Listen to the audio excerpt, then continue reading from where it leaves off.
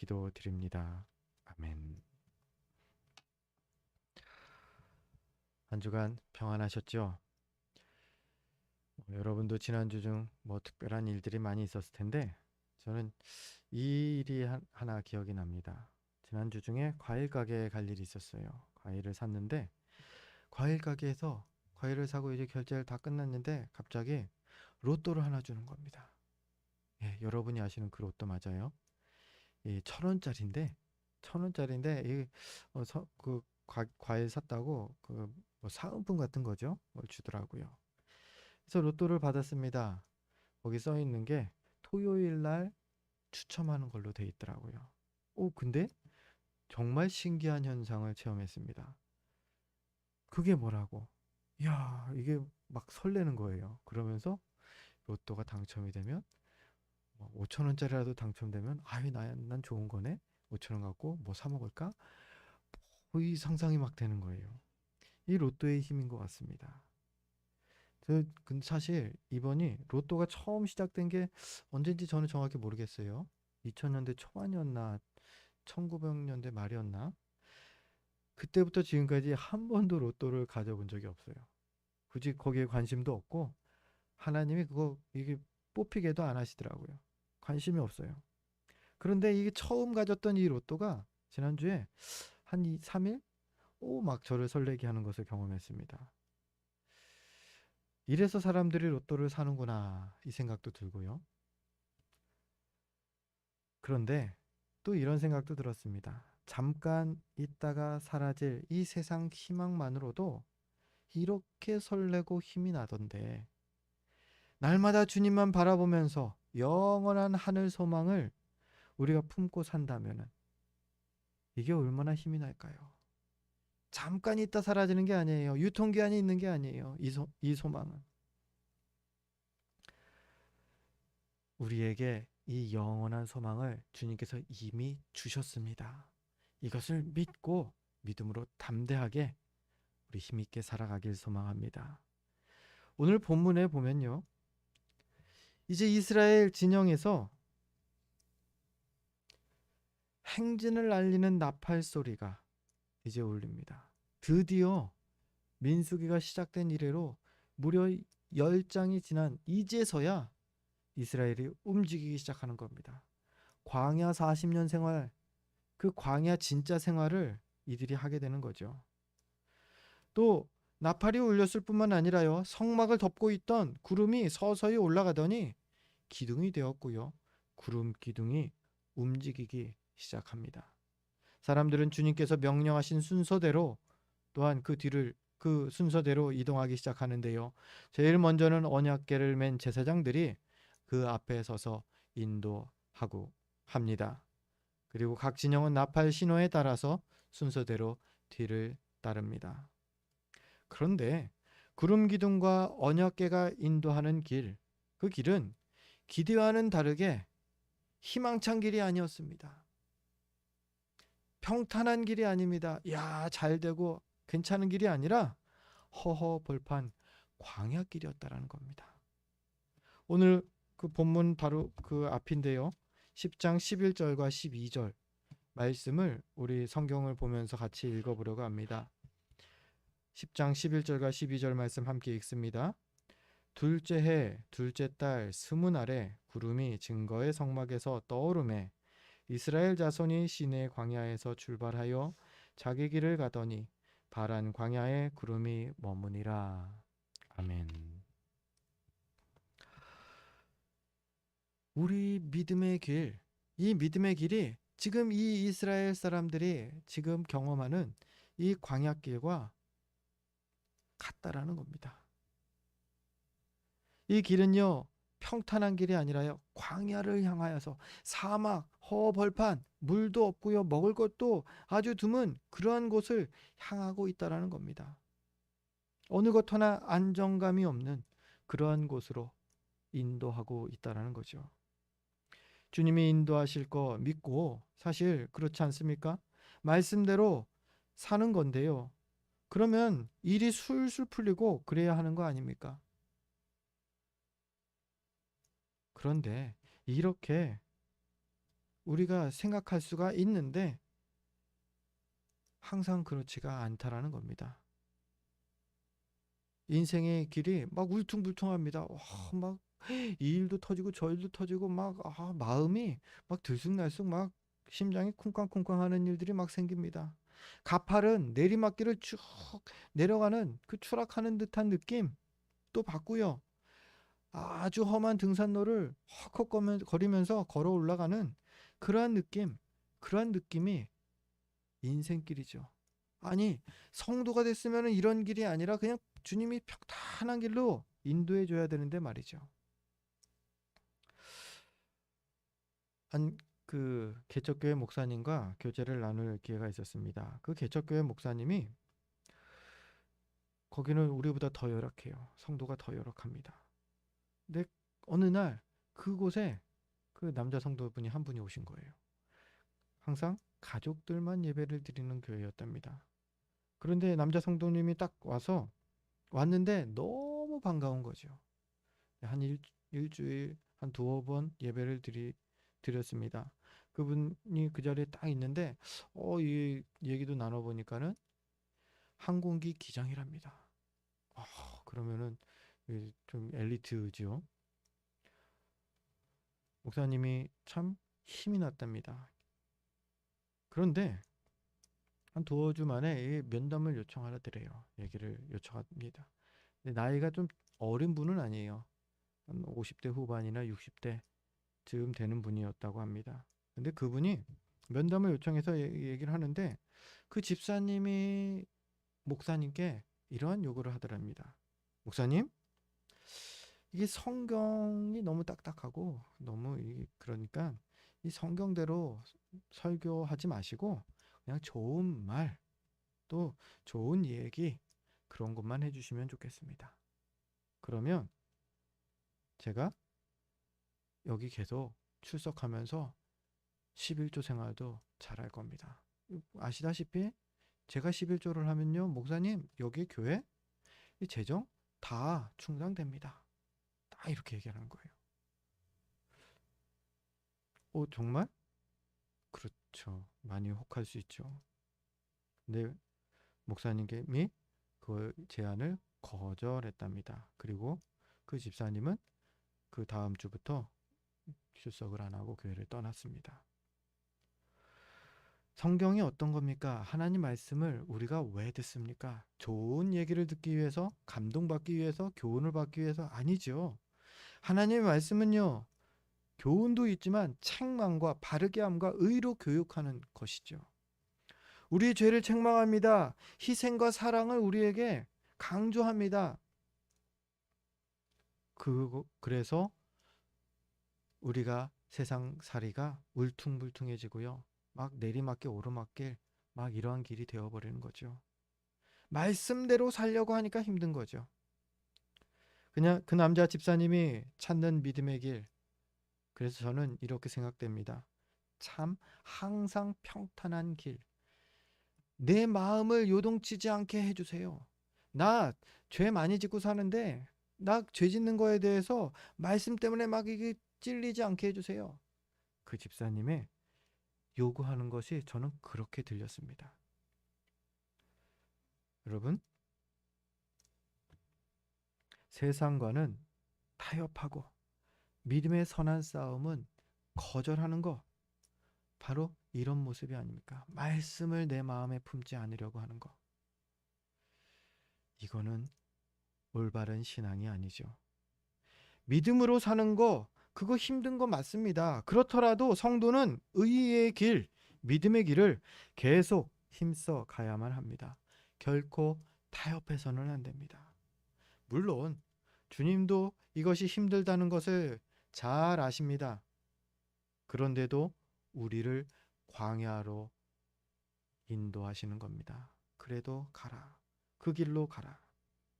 은혜와 사랑이 풍성하신 우리 주님이 그 사랑하는 자녀들을 미워하기 때문에 그럴까요? 아니죠. 그렇게 해야지 성장이 있기 때문이죠. 가끔 산에 갑니다. 뭐 운동하러? 아니요. 운동하러 안 가요.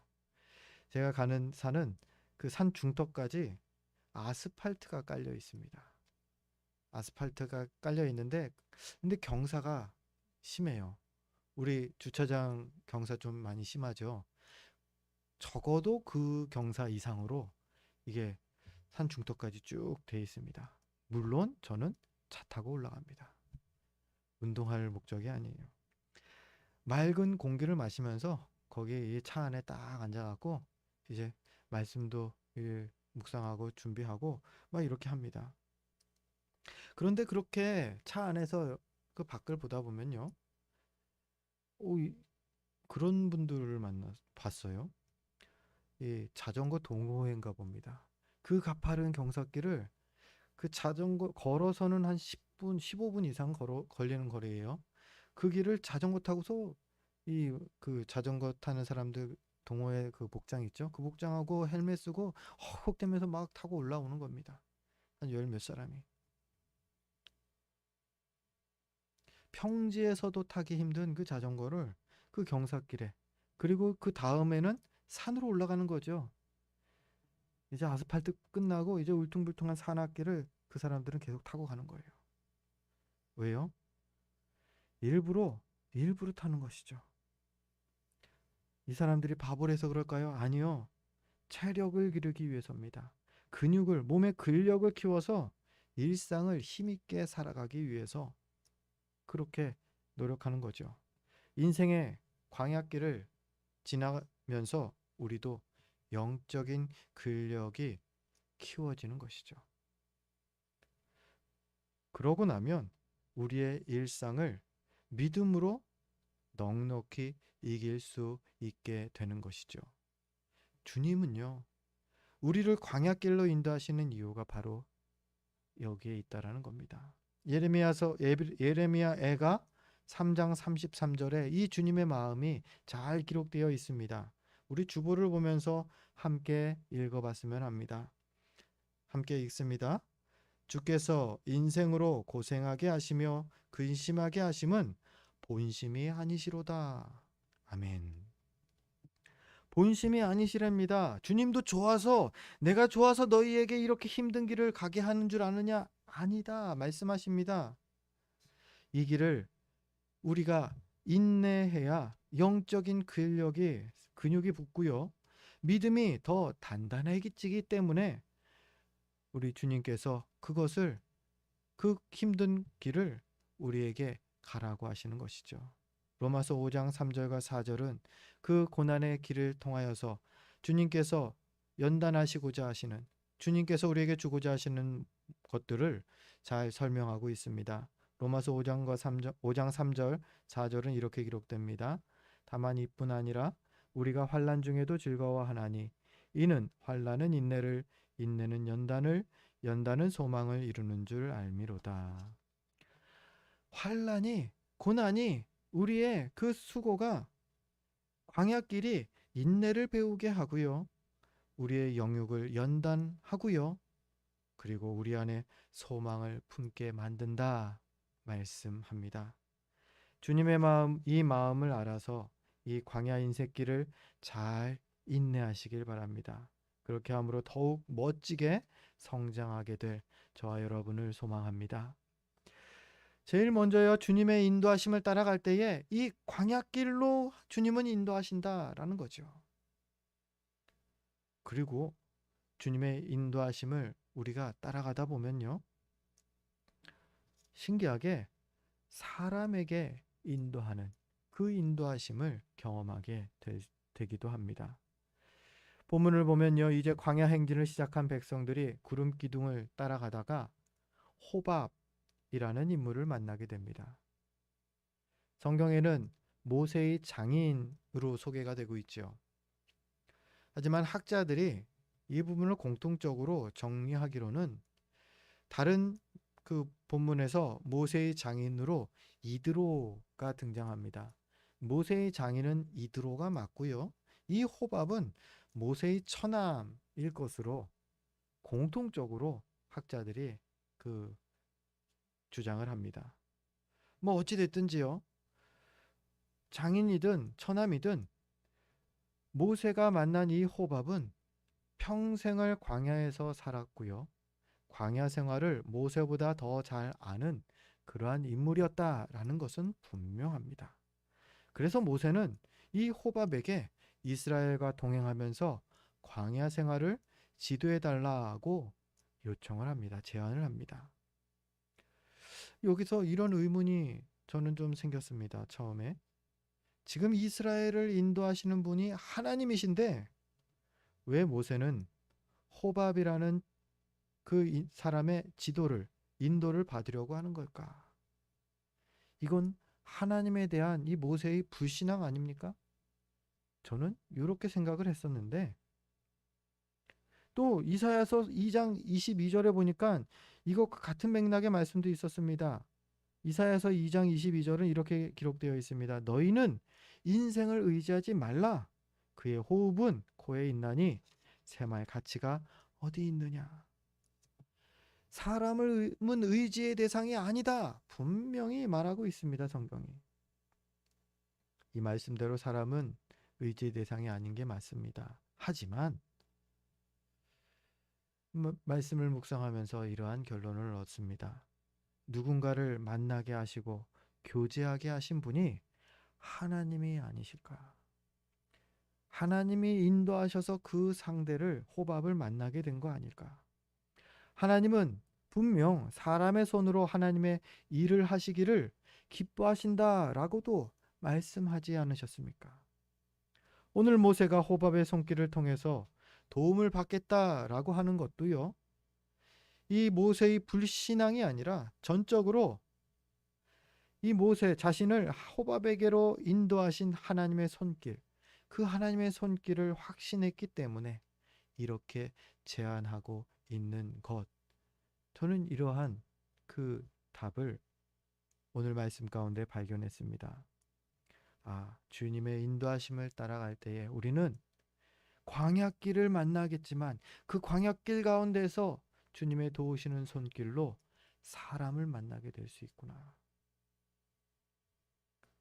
주님의 인도하심을 따라가다 보면요, 우리가 그렇지 않습니까?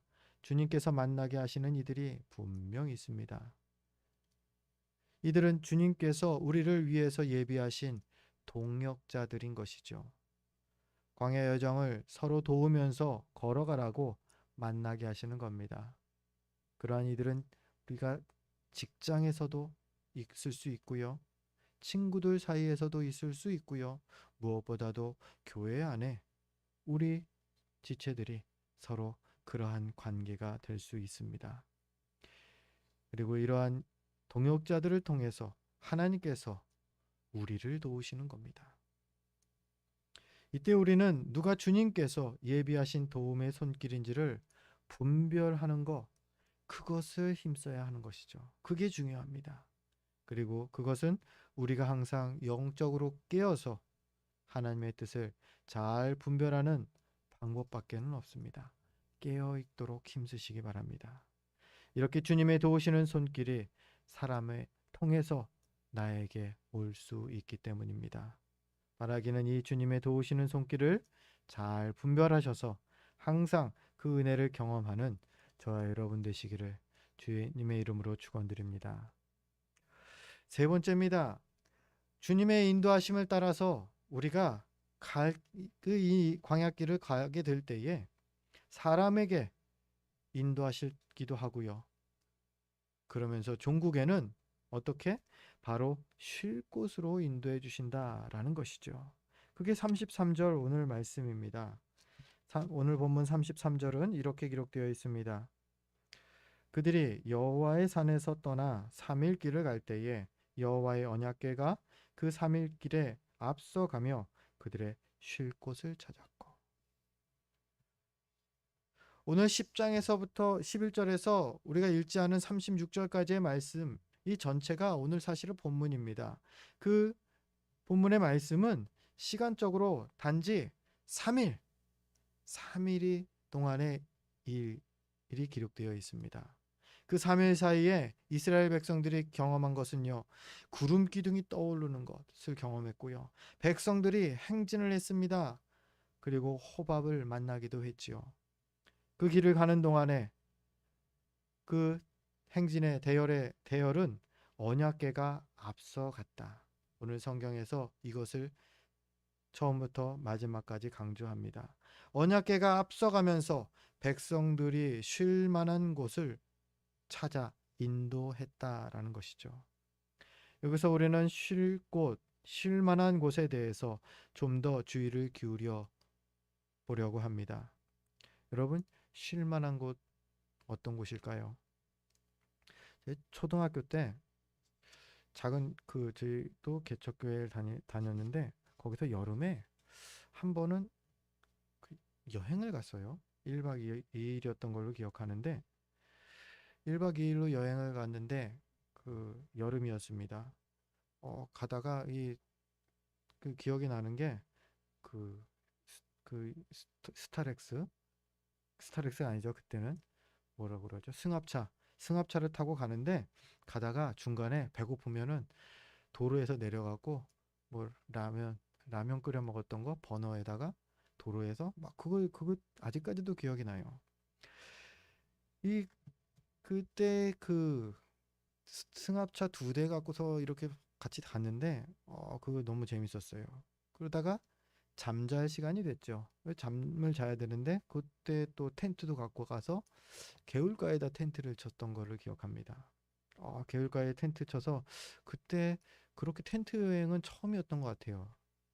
근데 텐트를 쳤는데 이게 뭐 어찌해서 잠은 잘 잤습니다. 등이 좀 많이 베겼는데. 그런데 문제는 새벽에 일어났습니다. 새벽에 갑자기 깨우는 거예요. 그러더니 서둘러서 텐트를 철거해야 된답니다. 왜냐하면 비가 오더니 개울물이 불어나서 텐트 친 곳에 이게 물이 막 차기 시작한다라는 거예요. 부랴부랴 텐트를 치고 새벽부터 이 차를 타고서는 막 이렇게 다시 또 돌아다니는데 옆에다 텐트를 쳐서 또 자는 게 아니라 이제 그만 자는 거예요. 그만 자고 이제 막 돌아만 다니는 거예요. 제 기억은 딱 여기까지입니다. 모든 곳에 쉴 곳은 아니더라고요. 쉴 만한 곳, 어떤 위험이 도사리는 곳이 될 수 있다라는 거죠. 더러운 곳일 수도 있고요. 어떤 곳은 불편한 곳일 수도 있습니다. 어떤 곳은 지금처럼 물이 차오르는, 나도 모르는 사이에 물이 차올라서 익사할 수도 있는 위험한 곳이기도 하다라는 겁니다. 하지만 주님의 인도를 따라가면 그 가는 길은 힘들고 어려울 수는 있겠지만요. 그 목적지만큼은 우리의 영과 육이 모두 쉴 만한 그런 쉼터가로 주님께서 인도해 주신다. 그러한 쉼터가 예비되어 있다라는 말씀입니다. 이 쉼터는 2가지 의미로 우리가 이해할 수 있습니다. 바로 이 땅에서의 쉼터와 저 하나님 나라에서의 쉼터로 말이죠. 먼저 이 땅에서의 쉼터에 대해서 다윗은 시편 23편 1절과 2절에 이렇게 고백합니다. 여호와는 나의 목자시니 내게 부족함이 없으리로다. 그가 나를 푸른 초장에 누이시며 쉴 만한 물가로 인도하시는도다. 쉴 만한 곳으로 인도하신다. 정말 여기는 쉴 만한 곳이야. 여기는 사람이 살 만한 곳이 아니야. 분명히 구분이 되죠. 다윗은 주님께서 인도해 주신 이 쉼터를 경험했다라고 고백하는 것입니다. 그런데 우리가 시편 23편을 다들 많이 여러 번 읽어보셨고 암송하고 계실 줄 압니다. 이 시편 그런데 23편을 보면요. 다윗의 이 고백 가운데에 이 쉼터가 어느 특정한 장소를 의미하지 않는다는 것을 우리가 발견하게 됩니다. 쉴 만한 물가로 인도하셨다라고 하는데 그 다음에 보니까요. 이런 표현도 있어요. 내가 사망의 음침한 골짜기를 다닐지라도 내 원수의 목전에서 사망의 음침한 골짜기든 원수와 대치하고 있는 그 곳이든 어디에서든 그는 이 쉴 만한 물가를 경험했다라는 겁니다. 그에게는 주님이 함께 계신 그곳이 바로 영혼과 육체가 온전히 쉼을 누리는 곳이었다라는 그런 고백이 시편 23편에 담겨 있는 것이죠. 우리가 잘 아는 찬송가 내 영혼이 은총 입어 중한 죄짐 벗고 보니, 이 찬송가도 다윗과 동일한 이 고백이 담겨 있습니다. 특별히 이 찬송가의 3절이 가사가 이렇습니다. 높은 산이 거친 들이 초막이나 궁궐이나 내 주 예수 모신 곳이 그 어디나 하늘나라. 환경과 상관이 없습니다. 주님이 계신 그곳이 나의 최고의 쉼터가 된다라는 것입니다. 참 귀한 신앙 고백이 아닐 수 없습니다. 주님은 광야길을 가는 모든 이들에게 이 쉼터로 또한 초대하십니다. 마태복음 11장 28절입니다. 우리 함께 읽어볼까요? 11장 28절 함께 읽습니다. 수고하고 무거운 짐진 자들아 다 내게로 오라. 내가 너희를 쉬게 하리라. 주님의 품이 우리의 쉴 곳이 되는 것입니다. 주님의 인도하심을 따라서 가기만 하면 그곳으로 주님께서 이렇게 쉬게 할 것입니다. 그곳에서 주님의 인도를 거부하는 게 문제인 것이죠. 바라기는 이 모든 것이 온전히 알아서 항상 주님 안에서 주님 주시는 쉼을 날마다 경험하는 저와 여러분 되시길 소망합니다. 한편 고린도전서 15장 19절에는요. 이런 말씀이 있습니다. 만일 그리스도 안에서 우리가 바라는 것이 다만 이 세상의 삶뿐이면 모든 사람 가운데 우리가 더욱 불쌍한 자이리라. 이 세상에서 주님 쉴 곳을 주세요. 안전하게 쉴 만한 물가로 인도해 주세요. 이것만 계속 기도하지 말라는 말씀이네요. 이 말은요. 이 땅에서의 쉼터보다, 이 땅에서 주님께서 주시는 쉼보다 더 큰, 더 복된 쉼이 우리를 기다리고 있다라는 얘기인 것입니다. 이 땅에서의 쉼도 분명히 구하고 그것을 경험해야 합니다. 그런데 더 큰 쉼, 바로 우리 진정한 쉼은 저 주님의 나라 천국에서 우리가 경험하게 될 것입니다. 이 쉼의 천국에서 쉼의 복은요. 이 땅에서 받는 물질의 복이나 건강의 복, 자녀의 복, 심지어 주님 안에서의 그 주시는 쉼의 복마저도 그 복보다 더 크지 않다라는 겁니다. 하늘의 신령한 복. 그것이 장차 믿음의 성도들이 영원한 쉼을 얻게 될 천국에 가는 것이라는 거죠. 그곳에서는 더 이상 슬픔도 눈물도 아픔도 이별도 우리에게 없을 것이고요. 오직 사랑하는 우리 주님과 영원히 함께하게 될 것입니다. 그러니 이 땅에서 받는 복에 목매달며 살지 말라고 주님이 말씀하시는 거죠. 로또? 아니요. 로또도 우리가 목매달 그런 것이 아니라는 겁니다. 말씀대로 성도는 장차 천국에서 주님 안에 참된 쉼을 누리는 최고의 복을 받게 될 것입니다. 그러니 그때까지 우리는 이 땅이 아니라 저 하늘의 상급 쌓기를 힘쓰는 지혜로운 성도들 되기를 더욱더 힘써야 되겠습니다. 이제 말씀을 정리합니다. 오늘 이스라엘이 행진을 드디어 시작합니다. 구름 기둥과 또 언약궤를 통해서 주님의 인도를 그들이 받으면서 행진을 이제 시작한 겁니다. 그 길은 그런데 평탄한 길이 아니라 광야를 향해 가는 험난한 길이었습니다. 하지만 동시에 그 길에는 주님께서 예비하신 동역자가 있었고요. 또 쉴 곳이 예비된 그러한 은혜의 길이었습니다. 우리도 이 은혜의 길을 가고 있는 중입니다. 그렇다고 낯설고 위험한 광야 같은 이 믿음의 길을 가느라고 우리가 두려워하지 않아도 됩니다.